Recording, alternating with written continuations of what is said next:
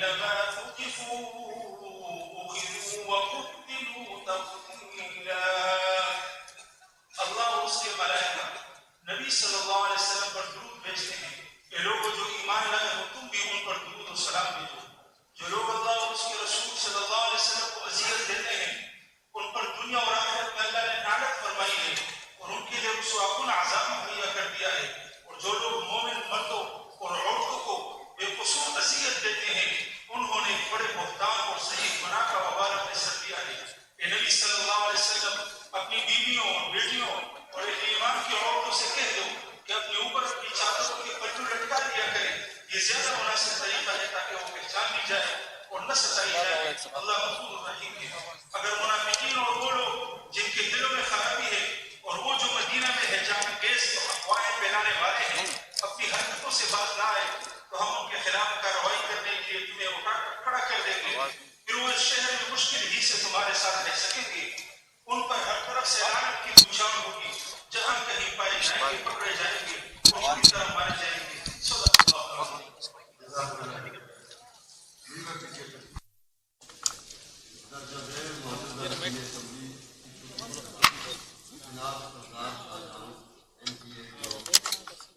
جناب امیر الرحمان جناب ارباب Khan M P A جناب Ehsanullah Khan M P a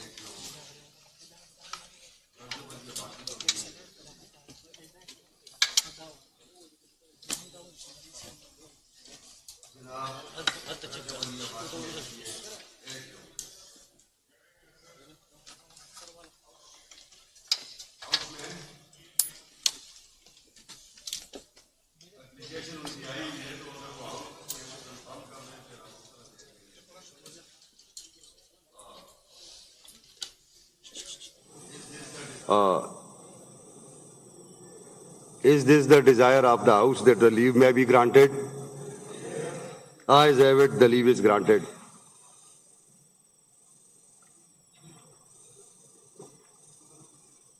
Panel of Chairmen.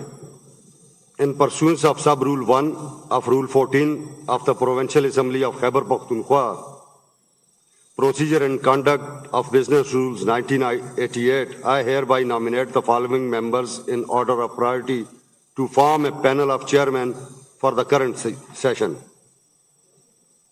Mr. Muhammad Abdul Salam MPA, Mr. Akhtar Khan MPA, Mr. Abdul Kabir Khan MPA, Mr. Ahmad Kundi MPA.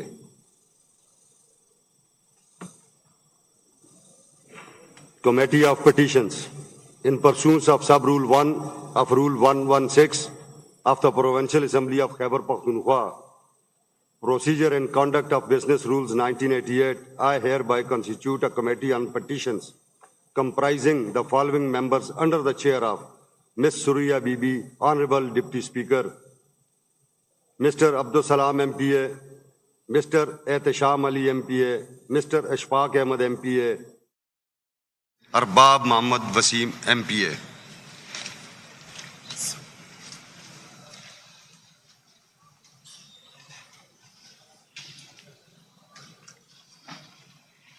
اچھا، معزز اراکین assembly, ایک اعلان ہے. آپ تمام اراکین اسمبلی کے نوٹس میں یہ بات لائی جاتی ہے کہ مستحکم پارلیمان اور پپس کے اشتراک سے ایک روزہ ورکشاپ مورخہ 25 مئی 2024 بروز ہفتہ بوقت 10:30 بجے صبح بمقام سرینا ہوٹل پشاور میں منعقد کیا گیا ہے، جس کے دعوت نامے آپ کی ٹیبل پر رکھ دیے گئے ہیں.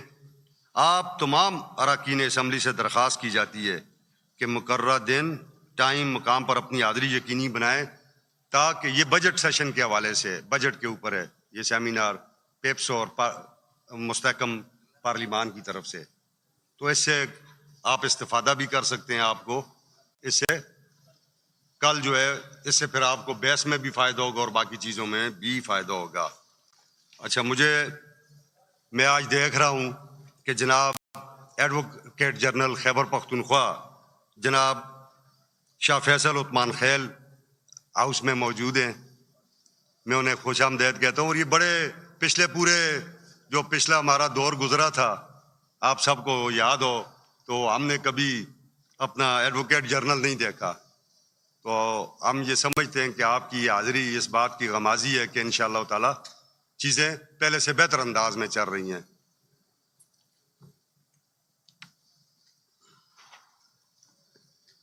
The Honorable Minister for Finance, Khyber Pakhtunkhwa, to please present the annual budget for financial year 2024-25 before the House.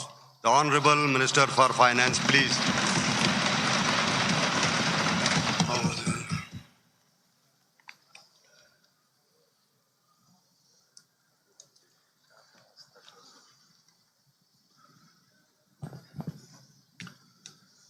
نحمد و نصلی علی رسولہ الکریم، اما بعد فاعوذ باللہ من الشیطان الرجیم، بسم اللہ الرحمن الرحیم۔ ان اللہ و ملائکتہ یصلون علی النبی یا ایھا الذین آمنوا صلوا علیہ وسلموا تسلیما۔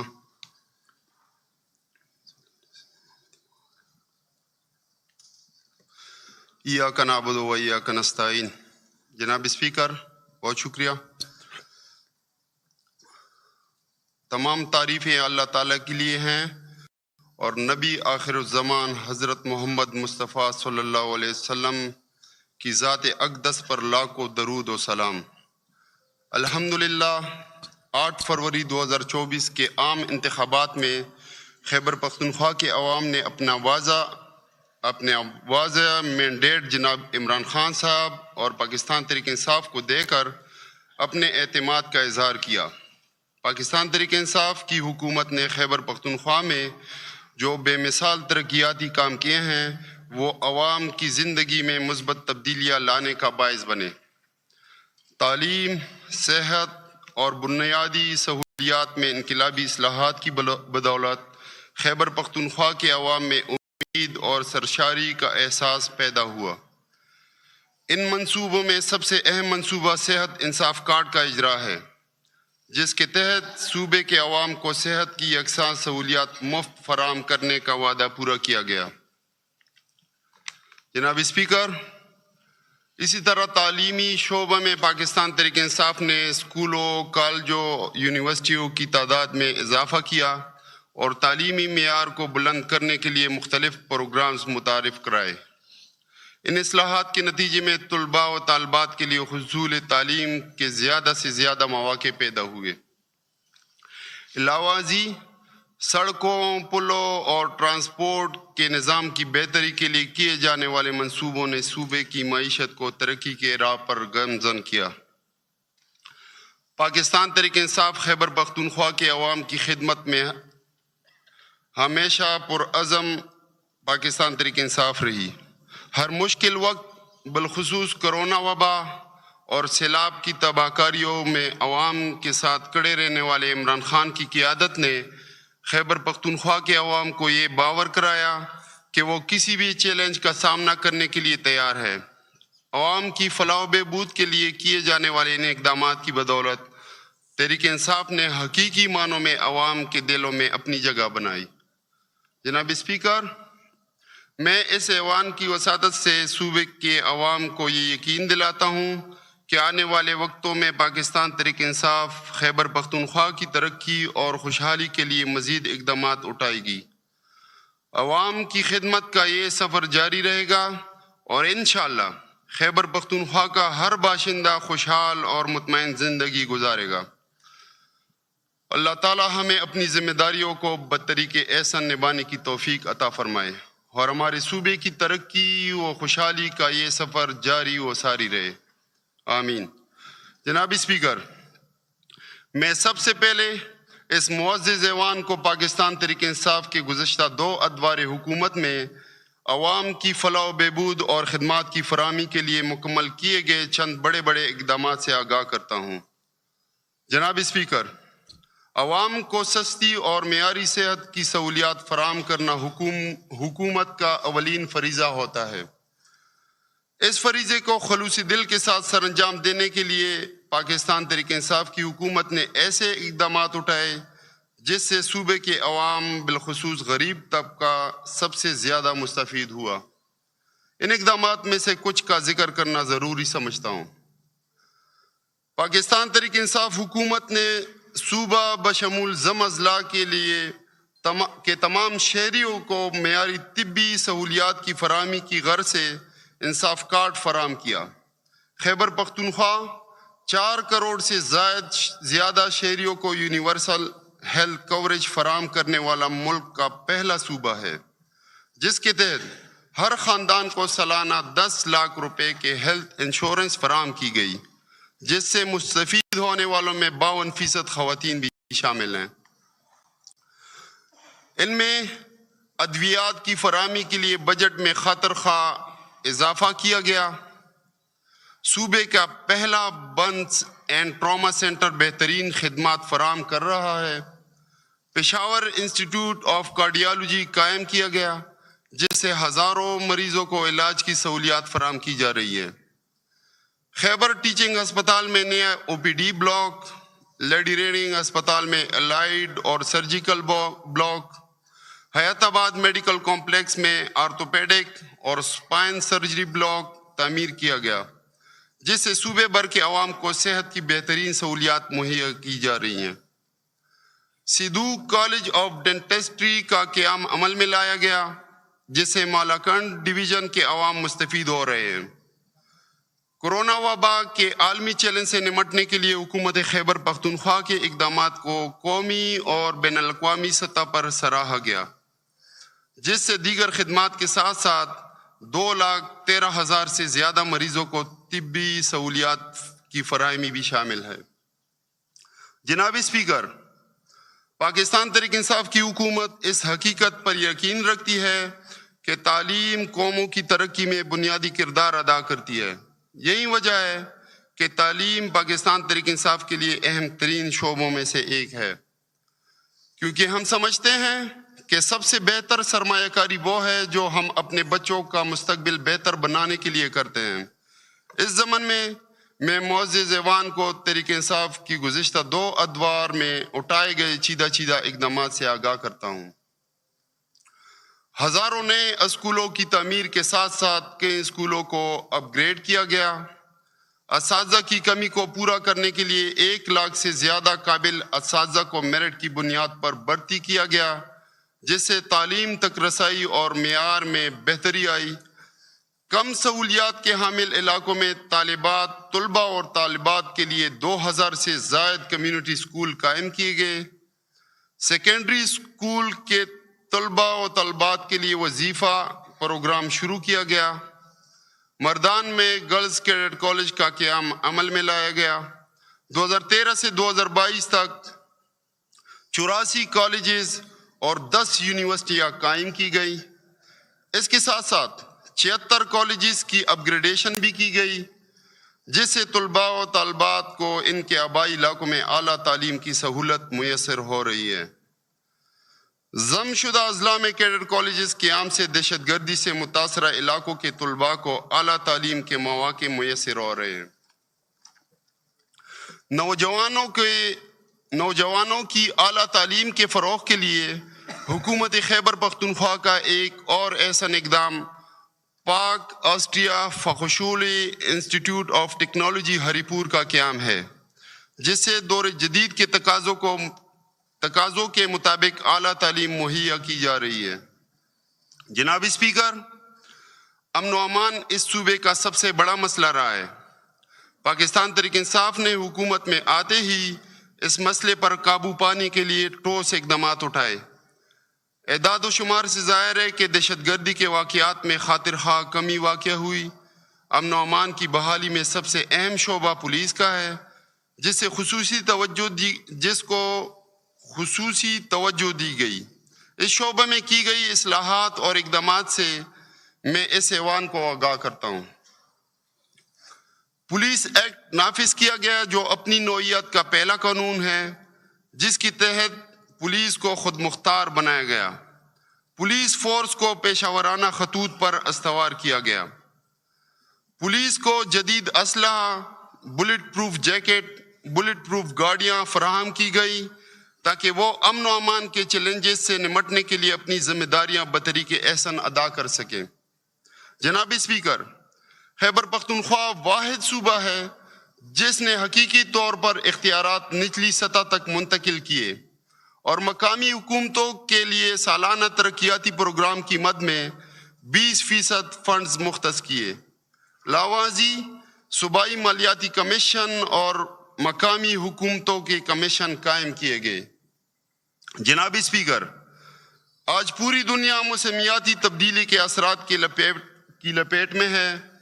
پورا ملک اور ہمارا صوبہ بھی ان اثرات سے محفوظ نہیں۔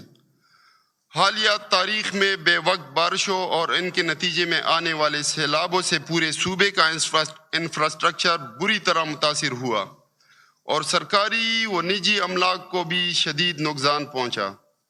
انہی خطرات اور نقصانات کے پیش نظر بانی پاکستان تحریک انصاف کی دور اندیشی کی بدولت خیبر پختونخوا میں بلین ٹری سونامی جیسا بڑا منصوبہ شروع کیا گیا، جس کے ثمرات ظاہر ہونا شروع ہو گئے ہیں۔ اس منصوبے کے تحت کروڑوں درخت لگائے گئے اور اب بلین ٹری پلس منصوبے کا آغاز کیا جا رہا ہے، جس کے تحت مزید شجرکاری کی جائے گی۔ جناب اسپیکر، اب میں آئندہ مالی سال 2024-25 کے سالانہ بجٹ کی طرف آتا ہوں۔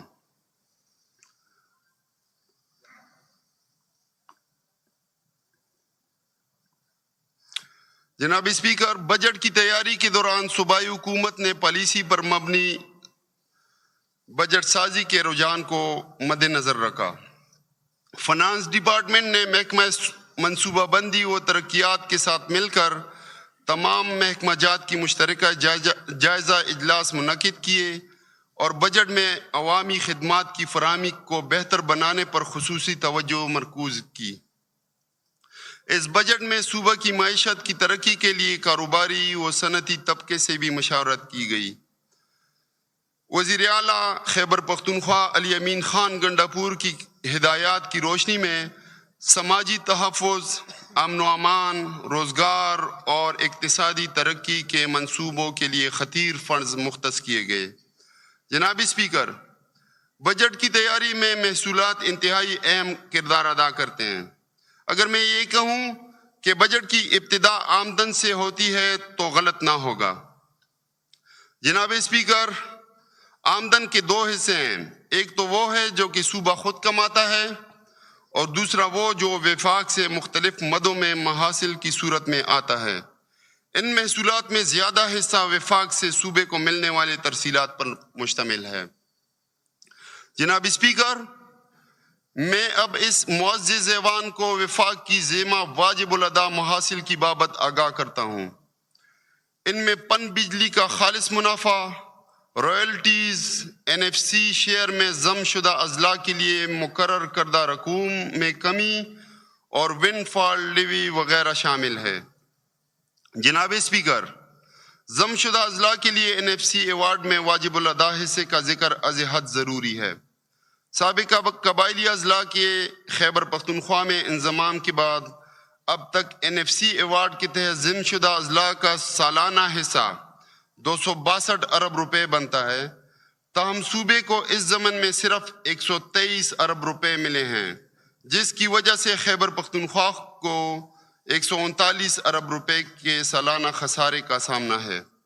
جناب اسپیکر، پن بجلی کے خالص منافع کی مد میں وفاقی حکومت طے شدہ فارمولے کے تحت صوبے کو رقوم کی ادائیگی کی پابند ہے، لیکن ہر سال صوبے کو واجب الادا رقم اپنے حصے کے مقابلے میں کم ملتی ہے۔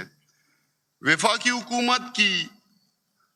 حکومت کی طرف سے واجبات کی بروقت ادائیگی نہ ہونے کی وجہ سے پن بجلی کے خالص منافع کی مد میں صوبے کے بقایا جات 78 ارب سے تجاوز کر گئے ہیں۔